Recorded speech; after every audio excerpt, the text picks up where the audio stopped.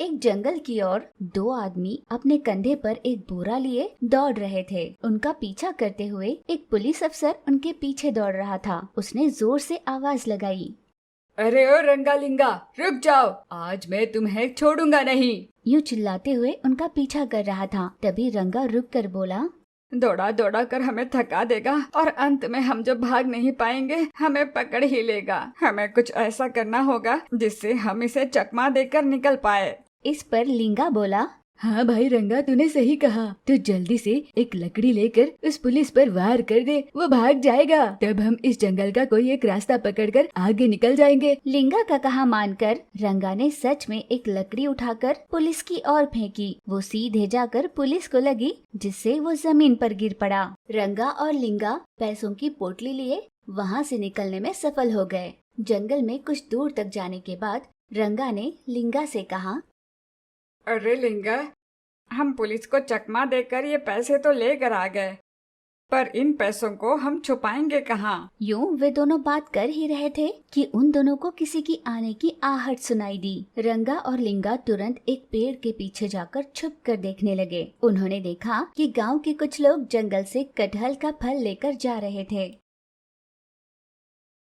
मुझे एक उपाय सूझा है, इसीलिए कुछ दिनों तक हमें इन पैसों को छुपा कर रखना होगा। उसके बाद कटहल के फल के अंदर इन पैसों को छुपाकर हम यहाँ से बाहर ले जाएंगे। इस तरह कोई हम पर शक नहीं कर पाएगा। ये तय कर दोनों चोरों ने जमीन में गड्ढा खोदकर पोटली को छुपा कर रख दिया। अंधेरा होने पर भी उसके पिताजी घर वापस नहीं लौटे, इसलिए छुटकी नाम की एक लड़की डरी हुई थी। इतने में राम नाम का एक आदमी छुटकी के पास आया। लगता है पिताजी की राह देख रही हो। पुलिस की ड्यूटी कुछ ऐसी ही होती है बेटा। वो कब जाते हैं कब वापस लौट कर आ पाते हैं कुछ कह नहीं सकते। वैसे मैंने तुम्हारे पिताजी को किसी चोर का पीछा करते हुए जंगल की ओर जाते देखा था। उस आदमी के ये कहते ही छुटकी तुरंत जंगल की ओर दौड़ी। कुछ दूर जाने के बाद छुटकी को उसके पिता घायल पड़े हुए दिखाई दिए। पास वाली नदी से छुटकी तुरंत पानी लेकर आई और अपने पिताजी के चेहरे पर छिड़का। छुटकी के पिता को होश आया। आप यहाँ क्यों आए हो और इस तरह बेहोश क्यों पड़े थे? मैं कितनी डर गई थी। बेटा, मैं चोरों का पीछा कर रहा था, उन्होंने मुझ पर वार किया और चकमा देकर निकल गए। फिर बाप बेटी दोनों अपने घर वापस लौटे। यूं ही दिन गुजर रहे थे। एक दिन अपने पिता के पुलिस स्टेशन जाने के बाद छुटकी मन ही मन सोच रही थी, मेरे पिताजी का हाल बुरा किया ही और साथ ही साथ लोगों के खून पसीने से कमाए हुए पैसे सोना लेकर वे आलीशान जिंदगी जीने की सोच रहे हैं। वे दोनों जंगल छोड़कर कहीं दूर जा ही नहीं सकते और पैसे भी उन्होंने वही जंगल में छुपाए होंगे। गांव से कई लोग जंगल में कटहल का फल तोड़ने के लिए जाते हैं। मैं भी कल से उनके साथ जंगल में जाया करूंगी और उन चोरों को पकड़ के रहूंगी। ऐसे मन में छुटकी ने ठान लिया। अगले ही दिन से जैसे उसने सोचा था, कटहल के फल के लिए जाने वाले गांव वालों के साथ छुटकी भी जंगल में जाने लगी। यूं छुटकी ने फल तोड़ने के साथ साथ आसपास होने वाली संदेहजनक चीजों पर भी नजर रखने लगी। यूं अगले कुछ दिनों तक छुटकी जंगल में जाने लगी, पर उसे कहीं कोई सबूत नहीं मिला। यहाँ तो कुछ भी ऐसा नजर नहीं आ रहा। लगता है चोर सच में जंगल से बाहर निकल गए। जैसे ही वो कटहल का फल तोड़ने के लिए पेड़ के पास गई, पेड़ के नीचे उसे प्लास्टिक के कुछ टुकड़े दिखाई दिए। मुझे दाल में कुछ काला नजर आ रहा है। छुटकी ने एक कटहल के फल को बड़े ध्यान से देखा। उसे ये पता चला कि किसी ने फल को काटकर उसमें पैसे भरे और वापस उस फल को जैसे के तैसे जोड़ दिया, जिससे किसी को शक न हो।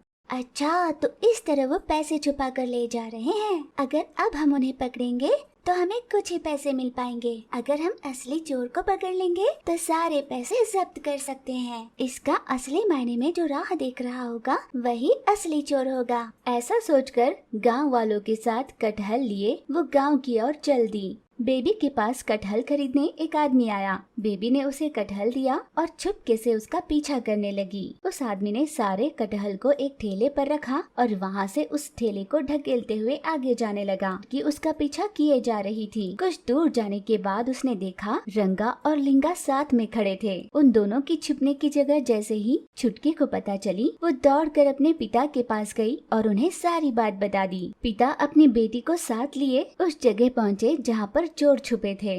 पुलिस ने बंदूक की नोक पर उन दोनों चोरों को पकड़ा। बंदूक की नोक पर उन दोनों चोरों को पकड़ा।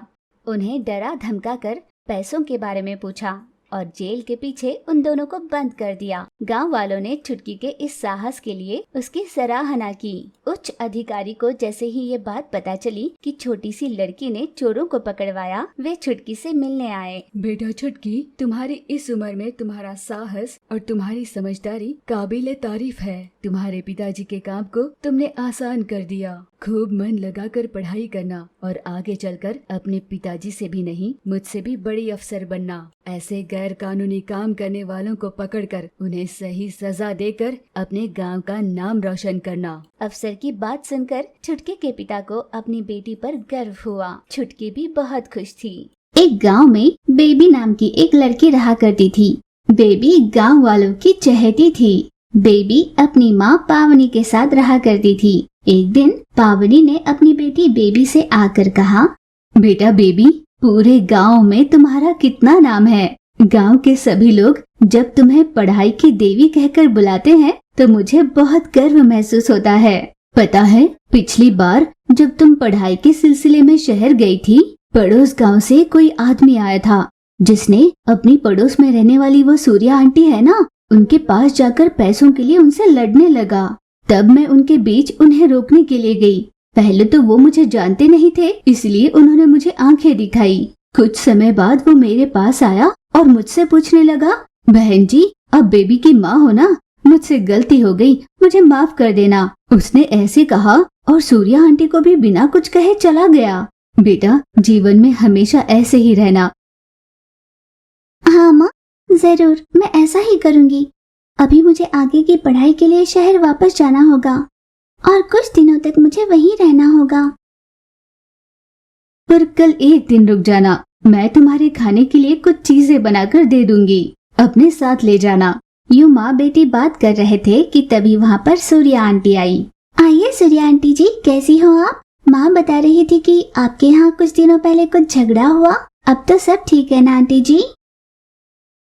क्या पता क्या ठीक हुआ है और क्या नहीं। वो मैं कुछ दिनों पहले किसी काम से शहर गई थी।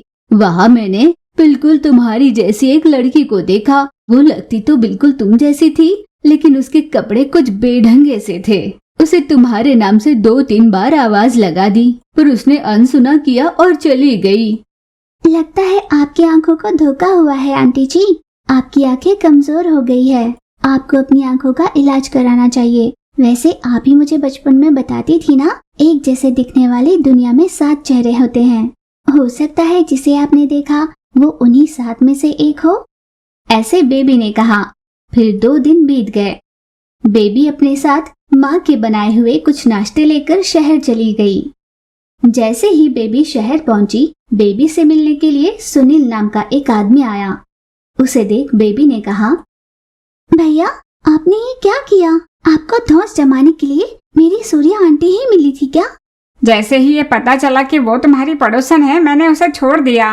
और हाँ, सूर्या आंटी ने कहा कि उन्होंने मुझे शहर में देखा है कहीं पर। अगर उन्हें पता चला कि हम यहाँ पर क्या करते हैं तो हमारा काम तमाम हो जाएगा। उन्हें पता चला तो वो चुप नहीं रहेंगी, पूरे गांव में आग की तरह ये बात फैला देंगी। पिछले कुछ सालों में मैंने गांव में जितना नाम कमाया है ना, सब पर मिट्टी मिल जाएगी। आगे से जब भी हम चोरी करें, हमें बहुत सतर्क रहना होगा। हम किसी को पता चलने देने की गलती नहीं कर सकते। उस दिन से सुनील और बेबी ने बड़ी सतर्कता से अपने चोरी का काम जारी रखा। छोटी सुई से लेकर पॉकेट में रहे बटुए तक हर चीज की चोरी करने लगे। इस तरह चोरी कर लाए हुए पैसे और गहनों को एक जगह लाकर रखते, फिर गहने और पैसों को अलग अलग करते। चोरी के सामान में उन्हें एक पर्स में बहुत सारे गहने और पैसे मिले।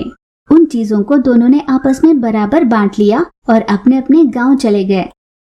बेबी ने फैशनेबल कपड़े पहने और एक नई कार खरीदकर वो उस कार में अपने गांव चली गई। बेबी अपने घर के सामने खड़ी होकर अपने बीते दिनों को याद कर रही थी। बिगड़ती आर्थिक परिस्थितियों से जब वो बहुत तकलीफ में थे, तभी वहां बेबी की माँ आई और उसने बेबी को देखकर कहा, बेटा, ये सब क्या है? ये तुम्हारे कपड़े और वो वहां पर कार, मेरी समझ में नहीं आ रहा। माँ, यही तो कहने आई थी मैं। दरअसल मैंने स्कूल में बहुत अच्छी पढ़ाई की, इसलिए स्कूल के संस्थान वालों ने मुझे नए कपड़े और कार दिया है। यूं माँ से बेबी ने झूठ कहा। फिर कुछ देर बाद वो सुनील से मिलने गई। भैया, अब तक हम दोनों ने मिलकर जो किया है अब वो और नहीं करना। हमने चाहे सही किया हो या गलत, पर अब हम दोनों के पास बहुत सारे पैसे हैं। अब तक तो हमने मजबूरी की वजह से ये सब कर भी लिया, पर ये गुनाह है, जानने के बाद भी हम करते रहेंगे तो वो सही नहीं होगा। हाँ बेबी, आज तक अपने गांव में कोई भी ये नहीं जानता कि हम दोनों क्या करते हैं। हमारा गांव में बहुत अच्छा नाम है। हम इस चीज को और आगे नहीं ले जाएंगे।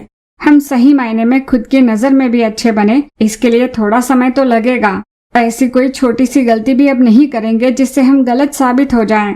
अब अपने पास जितने भी पैसे हैं उनसे हम दोनों कोई अच्छा सा व्यापार शुरू कर लेंगे। हाँ भैया, सही कह रहे हो। अब हम अपने इन पैसों से कोई अच्छा सा व्यापार शुरू करेंगे और इज्जत से अपनी जिंदगी जिएंगे। इस तरह हर बार पैसे खत्म होने पर शहर जाना, पुलिस की आंखों में धूल झोंक कर चोरियां करना और डरते डरते गांव वापस आना, ये सब करना अब जरूरी नहीं है। हम बिना किसी घबराहट के अपने गांव में ही रहेंगे। ऐसा तय कर बेबी और सुनील अपने अपने गांव में उन पैसों से छोटा मोटा व्यापार शुरू कर लेते हैं। फिर उस दिन से ईमानदारी से अपनी जिंदगी गुजारी।